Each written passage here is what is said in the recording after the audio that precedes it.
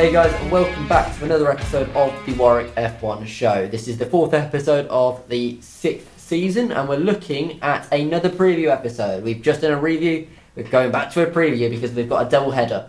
We started this calendar, the start of the season in Australia, and we're moving to China for the second round of the Formula 1 World Championship. And that's what we're going to be unpacking hopefully today. My name is Anwar, I'm your host for this episode. I'm joined by the same cast of guests as the preview episode for Australia, with Harvey, Callum and Daniel all here with me. So thank you guys for coming on. Cool, let's start by looking at what we are hoping to expect out of China, because China's got a long straight at the back, provides an opportunity to overtake. Drivers seem to like China as well. What are we hoping for this weekend? I think for me, two things is what I'd say are very big talking points. First off, just how the regulations are going to fare in a different circuit and a different environment. Obviously, China has a very long back straight, so I feel like it could annoy quite justifiably annoy a lot of F1 fans even more with this super clipping thing, because we didn't really have. Alright, Australia does have a couple of back straights, but not compared to the one we're going to be getting in China. So it'll be interesting to see what the regulations lead to there, and if we're getting the same kind of chaos that we were seeing in Australia. And secondly, as well, I'm very interested to see what Ferrari do, because Ferrari seemed to, as we mentioned in the review episode, they seem to have some very good pace compared to Mercedes, and it was only really because of their strategy that I think they didn't get into those top two positions, and it was a 1-2 for Mercedes in the end. So I'm really hoping that for Ferrari they can actually...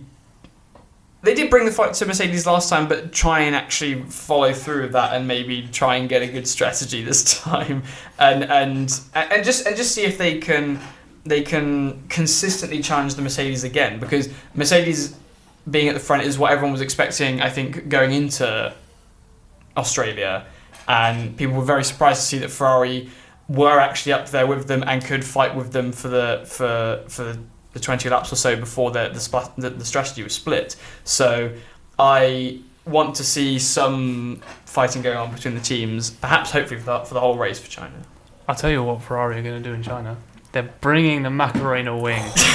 The wing that inverts and dumps so much downforce that lift is actually generated by the rear wing, which must be a first. That's going to be huge down the two very long straights of the Shanghai International Circuit. We have to talk a little bit about deployment as well, unfortunately, as well as funky rear wings. I think it's a very different circuit to Melbourne in terms of deployment. Melbourne, right, you had like 4 different straights that you could choose to deploy the boost on. China, there's only really 2 that are going to make a difference. So I think that standardizes it a lot more already. So there won't be such a differential and speed difference between 2 cars who are overtaking and defending respectively, because they will be deploying probably at approximately the same speed. Super clipping, Callum, like you mentioned, will be a huge issue because we've only got 2 corners between the incredibly long straights. That's not enough time to recharge the energy before you go again for another attack, a deployment, right? So I think it's going to be worse than Melbourne in terms of the deployment, but we'll see some racing for sure, because Shanghai is just a great circuit for it in general. I think that this is one I'm a little bit more hopeful at for a real competitive battle, presumably between the Mercedes and the Ferrari, because it's quite clear from what you've seen and from what drivers have already said that the Ferrari car, the Ferrari aerodynamic package is probably the best on the grid, but their gap to Mercedes is purely on the engine front. And whereas there's not a lot of heavy braking zones in Australia, there's quite a lot of sort of medium to high speed corners. China, on the other hand, there's quite a lot of heavy braking zones, and I do feel like this is a sort of more normal track where we can see are Ferrari genuinely in a proper title fight with the Mercedes, and Australia was just a track that really favoured the Mercedes based on its sort of the importance of the battery and the engine? Or do Mercedes still have a comfortable gap over Ferrari and the rest of the field, even in tracks where you think that the Ferrari should be closer? I think this is going to be a really sort of informative race on sort of where the competitive picture is. It's especially at the top. You mentioned the competitive picture as well. I think as well, because of reliability issues and not purely because of driver issues, there were quite a few drivers, namely Verstappen, Hadjar and Piastri, actually Piastri was because of the driver, but perhaps there were reasons why we didn't see them fighting at the front and seeing where they actually stacked up against the possibly against the Mercedes and the Ferrari, but also against each other in this kind of potential third, fourth place battle we've got between McLaren and Red Bull. So hopefully, if all those drivers can actually survive for the duration of the race, we can actually see where those drivers stack up, essentially. That is a good point. We've got a few unknowns who we haven't really seen get a full race worth of running. There is also the element of they haven't had a race distance to really figure out the batteries, and we'll see if that impacts or hinders their progress over the course of the weekend. Lots of the discussion so far has been about Merck and Ferrari. We expect them to be the ones to have the lion's share of the points this weekend. Yeah, I can't see. I mean, you could see maybe Verstappen getting into the mix, but I don't know. I feel like this is again going to be Merck v Ferrari. It's where I think qualifying you should probably see a bigger gap like in Australia, but it is just those Ferrari starts just mean they're always going to be fighting at the front, at least in the first few laps with the Mercedes, and I don't see that changing, at least for this race. The gap between those top two teams and McLaren and Red Bull could come down across the season, but I feel like I can't see another team fighting for the win yet. Although, I mean, I could be proved wrong on that. I definitely agree. You mentioned the starts there. That's going to be even more crucial this weekend than it was last weekend. The run to the first corner from pole in Australia is 271 metres. That's increased to 315 in Shanghai. So the starts are even more crucial, and I think that nets Ferrari an even greater advantage, where maybe this time Charles Leclerc won't even have to do the work on the brakes to get into the first corner in first position. It might be sealed by the time they get there. That is, unless Mercedes have figured out a way of rebutting Ferrari's great starts, which I doubt they have. It seems to be a pretty fundamental fixture of these cars in terms of it's the size of the turbo that fundamentally dictates these things. That's not going to change easily. Ferrari have a smaller turbo than Mercedes, so that's a pretty baked-in advantage for the time being, I think, at least.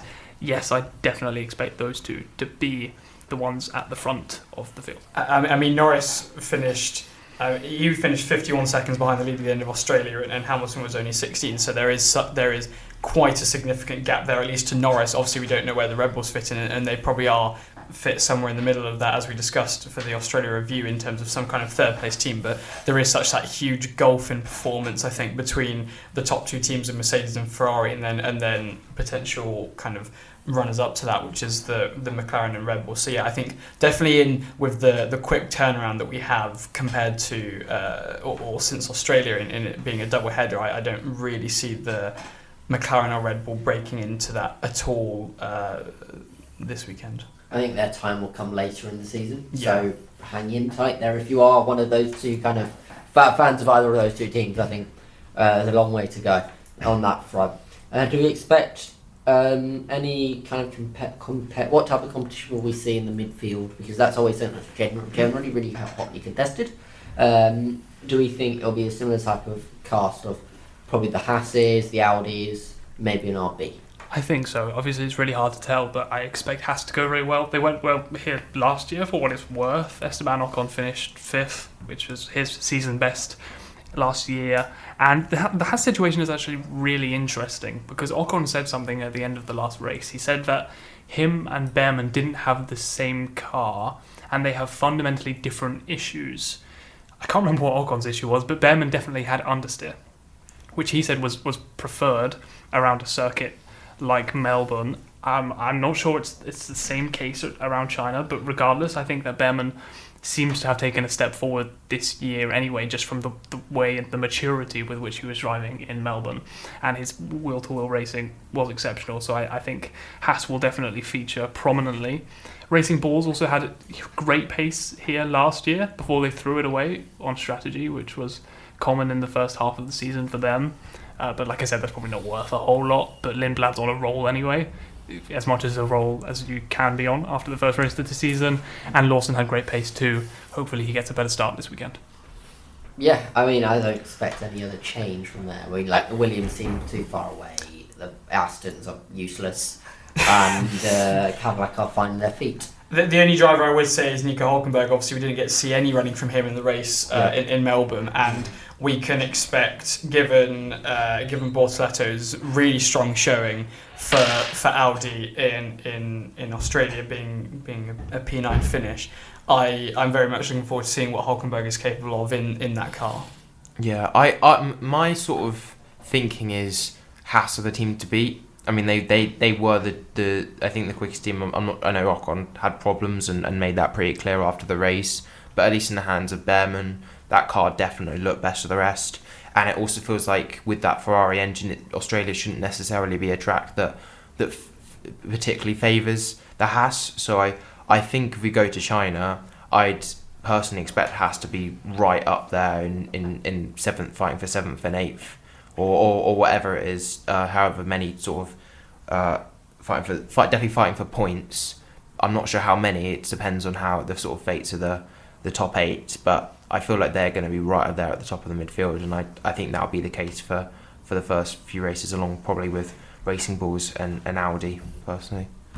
Yeah, I just having a look at the weather at Shanghai. It should be dry the entire weekend, so no shenanigans there. I think in some ways I prefer this, having the dry race at the start, just because I think it gives us time for us to ascertain what the real grid looks like, what the order is, what the pecking order's like. I think that's what I'd like to see early on. I think once we have that established idea of, okay, because I expect you this team to be second, for example, at most races, that's when I'd like to see the rain. So something else as well I did think is, obviously this is the first sprint weekend of the calendar, and also given how chaotic the start was and how entertaining it was, particularly the start from last race, those first 20 laps, and really it was only the different strategies of Mercedes and Ferrari when the VSC came out, which is when the excitement of the race kind of dwelled down a little bit, because obviously we didn't have that wheel-to-wheel action on track. It was more to do with trying to carry out the strategies as best as the teams could and working out what strategy was best. But obviously these are not factors within a sprint race. You're not looking for any tyre changes or perhaps less conservation of energy from the battery and the internal combustion unit for later on in the race. So who knows, maybe these regulations might actually bring about some entertaining races from the sprints, and maybe I know and maybe they can actually be utilised for what they were almost meant to be brought in for, which is more of the exciting close wheel-to-wheel racing without as much of the strategizing and the long game as we normally see in a race. I'll remind you of that after we've seen the Singapore sprint race. That's true. This year. Oh yeah, Looking forward to that one. The drivers have said that the lack of practice that they have, obviously they only have one practice session for a sprint weekend. They said it won't make much difference this weekend. I think their engineers might have a slightly different opinion on that. Yes, I agree. Probably take as much time as they possibly could to get up to speed with this track and these regulations. And I think especially configuring the engine and those maps, the deployment maps especially, training the car to deploy at certain points on the track is going to be pretty crucial. And Charles Leclerc said that if your engine setup is suboptimal, it could cost you somewhere up to 7/10 in qualifying, which is huge. And although it won't cost you as many positions as last year, it will still drop you down a few places. So definitely some challenges to be had. Quite cruel making the second round of the season a sprint, but it's China, and that's been the case every year recently. Yeah, so they weren't really going to ever change tact on that front, at least. Is there any other things that we want to really think about? Because we don't really have a lot of tape to ultimately discuss a lot. I guess, are we concerned about that long straight? I don't know. I'm not sure. I think we might definitely see, because it's up there as one of the longest straights, isn't it, with Baku? So we could definitely see that sort of super clipping be a problem. Although that Australian straight it's not really straight, is it? But that sort of, it's quite a long period of full throttle as well. So I feel like it could be worse. It could potentially be better. I think we'll just have to see from practice and sprint quali to see how how bad it is compared to, or perhaps better it is compared to Australia. But I think it's still definitely going to be just sort of a not nice to see, because you just don't like seeing cars not sending it into like brake zones and actually just having to sort of look at least like they're lifting off at the end of straights when they should be, full throttle. I agree. This race in 2018, I want to say, was won by Daniel Ricciardo. And do you remember his incredible late braking move into the hairpin? Yeah, that's incredible. Yeah. At the end of that very long straight, I wonder if there's going to be less opportunity to do that, because the cars are going to be rolling in at about 5 miles per hour after the super clipping has taken control and slowed them right down. So I hope that's not less of a function this weekend, but I think it could well be, unfortunately. I'm concerned. I think it's a very long straight, and I don't want the cars to be rolling into the hairpin at 200 kilometers per hour. I think that would look bad. I guess I think that's ultimately one of the biggest kind of overtaking spots on the track. So I think it just look a little bit off if that's the case. And I think the trouble is as well is that even if you do see any drivers certainly into that corner for an overtake, then you've already got another long straight that comes directly after that, or very soon after that with the main straight. And then if you're very depleted on battery level, then chances are you're just going to be re-overtaken by the car you've just overtaken, who has been able to save more battery potentially. And the only other thing I would say as well is that coming back to your point, Daniel, that it's very mean for them to F1 to give them a sprint race into round 2. Also very mean to put this as a double header, so teams have very little time to analyse and evaluate what actually happened in Australia, because I'm sure there is much more to talk about and much more issues to settle for every team than can possibly be managed in 1 week. And so it might be that we are seeing a lot of the same chaos that we did in Melbourne this weekend as well. Yeah, I mean, it's great for the fans because we could get the same chaos as Melbourne, because the teams haven't learned a whole lot, and they're not able to get on top of the issues that they had. So we could see the games of cat and mouse again. One issue that might arise for overtaking is if the drivers are all deploying in the same place, that means that the effect will almost be negated, and then you're almost relying on slipstream to get you past the driver ahead. But slipstream this year is much, much reduced, A, because there's less downforce, and B, because both wings are open at all times, so there's not much drag to negate when you're sliding into the low pressure of the car ahead. So I'm sort of concerned that we might get some trains developing, drivers frustrated, unable to overtake one another. And at that point, I guess it will come down to the overtake button itself, because that we're putting boost on at the same time, so it's just who can deploy their overtake at the most opportune moment. Yeah, I mean, I think I'm hoping it doesn't look like a farce. That's all I'm looking for. If it looks really off, then it feels very off, and then if it feels off as a viewer, that's going to leave a sour taste in the mouth for sure. That's all before the prediction segment. Let's go and move to it now. We have got a sprint winner, because we've got a sprint weekend. So sprint winner, top 5, DNF random prediction. We've got 5 sets of predictions. Lucy has sent hers in. So, who wants to kick us off? And go on.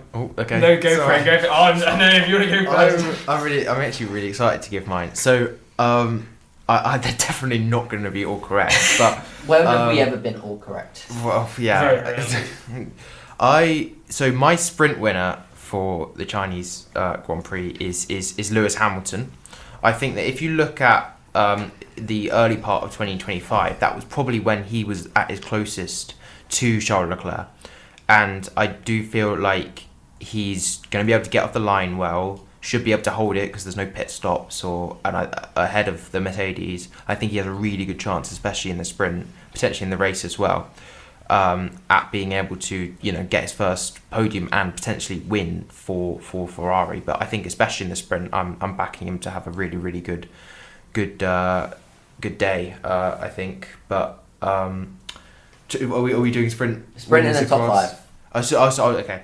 So my top 5 is a fair bit different. So, I mean, I might be going full delusion here, but I've gone for Charles Leclerc in P1. I've gone for Charles Leclerc in P1. This is just based on pure vibes. I think Ferrari will probably be closer to the Mercedes in China, and I just really want to see a fight between them. So I've put Charles Leclerc there. Again, not based necessarily in sort of... It's more thinking with my heart than thinking with my brain here. Yeah. But in P2, I've gone for George Russell. I again think the Mercedes will be really quick. I think that I can't still have Russell not in the top 2 at the moment. I think he's got a really good piece of machinery under him, and he's a fantastic driver. Now in P3, I've gone for Max Verstappen. And this is kind of based off my bold prediction, but I feel like... Actually, I'll do Red Bull because I've got Hadjar in 4th as well and Piastri in 5th.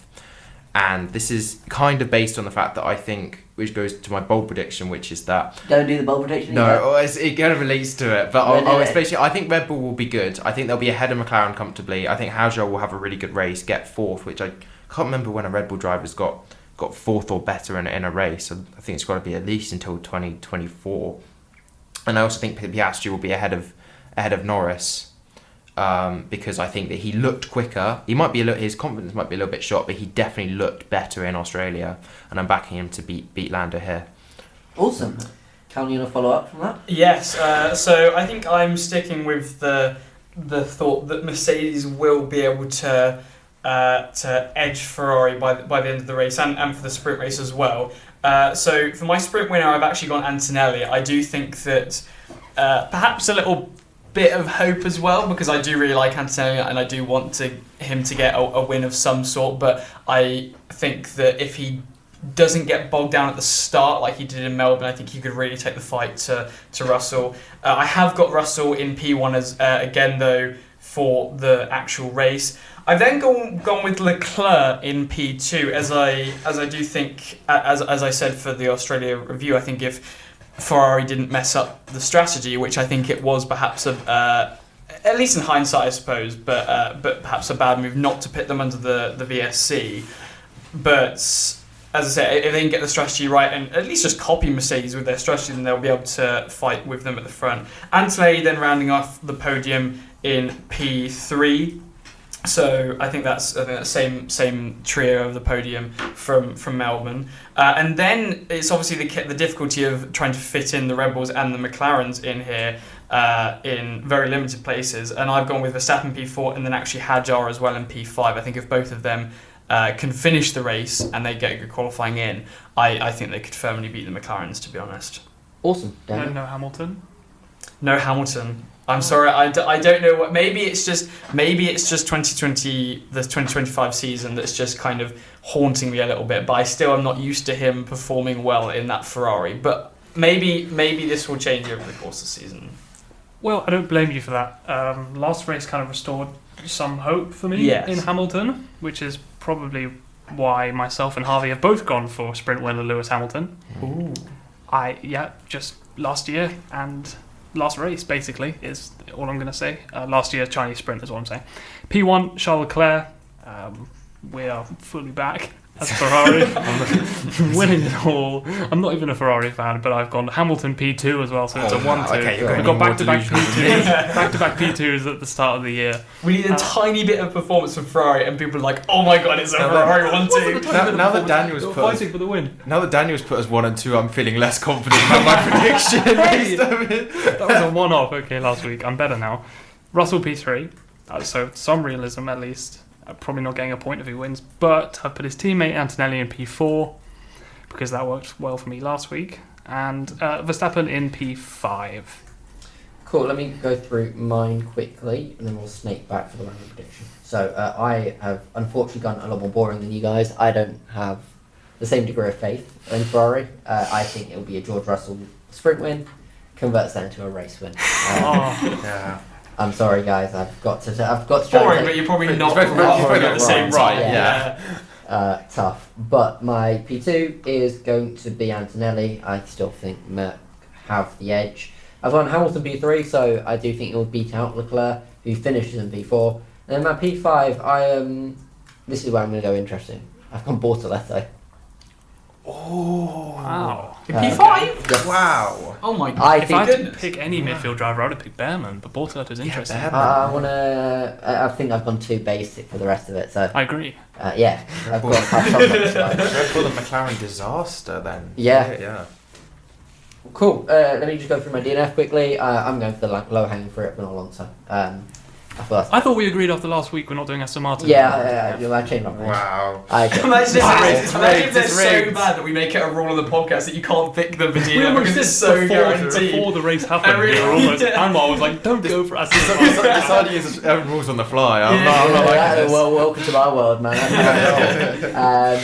My random prediction is that I think one of the Astons will finish there. It's a stroll. That's then. a wild prediction. Come first. on. If you said Alonso's It's a DNF, wild it's a stroll prediction, then. and- Yeah. I think Yeah, but I- one of them finished last week. No, but like properly, really. like It properly, like they'll finish with Doesn't DNF. Yes. We'll have it- doesn't Or DNF. Yeah. classify. Yeah, I feel okay, like, we'll go classify. Or, we'll go or classify. classify. Are they allowed to stop, have a little bit of a break and then? Yeah, if they want to, finish? come on. if they want a mental health break, they can have a mental health break. I let them No, the terms and conditions is not in the garage for a period of longer than 30 seconds No. at any point during the do. race. Yeah, that's not going to happen though, is it? So, in what reality are they going to go into the garage less than 30 seconds, then come back? Their pit stops probably take longer than that. Come on, Oh, they don't yeah, practice maybe. that. Maybe. Daniel, take us through your DNF and random I'll rattle prediction. through this quickly. DNF have gone for Perez, Cadillac still not up to speed. Random prediction, slightly out there, only 2 tyre compounds will be used at the start of the race. So there's going to be one that's not used at all on the start grid. That last happened in Singapore last year, but it also happened at the last Chinese Grand Prix, so I reckon I've got a decent chance of this panning out. Awesome. I have agreed with you there with a Perez DNF. Unfortunately, I think if we're not allowed to pick Aston Martin or if Well, we clearly are. we might be, but Cadillac is the obvious other choice, I think, which to no discredit to them, obviously it's a new team. And then my wild prediction, which is for the sprint race, I've also gone with potentially some McLaren woes. I've said, I don't know if this is too unwild, but then a McLaren does not finish in the top 8 in the sprint. 2 McLarens don't No, finish that's in fine. We've top got a 8. gulf between the top 8 and the rest, so Okay. I'll agree with that. Are we saying they don't finish there, or does a DNF count in this case? No, so they finish, but it's not Oh, in okay. the Okay. it's Yeah. not in the That's- top. Okay, cool. Yeah. I'm with you. That's fine. Yeah. Yeah. Okay, you guys have gone for Aston and Cadillac, which I've gone a little bit more interesting on my DNF. I've gone for Arvid Lindblad, and I do feel I'd be so distraught. yeah. So I sort of thought about it in my head, and it's like he's had an incredible first race, and it's got me. It's given me flashbacks to Yuki Tsunoda, because Yuki Tsunoda in his first race got P9, and it was probably his, actually, apart from Abu Dhabi, where I think he got like P4 or something, it was probably his best race of the season, because after that he was just crashing all the time. And I worry that, because Lindblad was quite crash prone in FP2, not FP2, F2, and I feel like it's possible, whether either through a sort of engine fault or just for a crash on his part, that he does DNF the race just as a rookie. He's clearly got obvious speed and had a great weekend in Australia, but I do worry that he could be DNFing in China. And my bold prediction, this is kind of why I didn't mention Antonelli and Hamilton on my top 5, because I think at some point in the race, Antonelli and Hamilton will crash at turn 1, resulting in a double DNF. Right, I like this. Ooh, That's the best random one yet, I That's think. specific. Yeah, I think that one of them, I mean, it'd probably be Antonelli realistically crashing into Lewis rather than the other way around, but I just feel like it could happen and it'd be a lot of drama because because without it, I reckon they'd be right in the top 4, potentially both 5 in the top 3. So I feel like it's going to happen. Awesome. Let me go through Lucy's prediction quickly and then we can round off the show. Lucy said a sprint win for Leclerc, P1 for Russell, P2 for Leclerc, P3 for Lewis, Hamilton, P4 for Antonelli, P5 for Verstappen. Random prediction, we'll go to DNF is Liam Lawson, so didn't go for the low hanging fruit. And then her random prediction was interesting. It was the same top 5 in the sprint and the race, but not in the same order. So same cast. I see. Yes, fair enough. That's fair. But that brings us to the end of this episode, previewing the Chinese Grand Prix. I want to thank my guests for coming on once again, Daniel, Callum, Harvey, and we'll see you in the next episode where we hopefully review this episode, race. We're not reviewing the episode. But also, we'll see you guys in the next episode. Goodbye.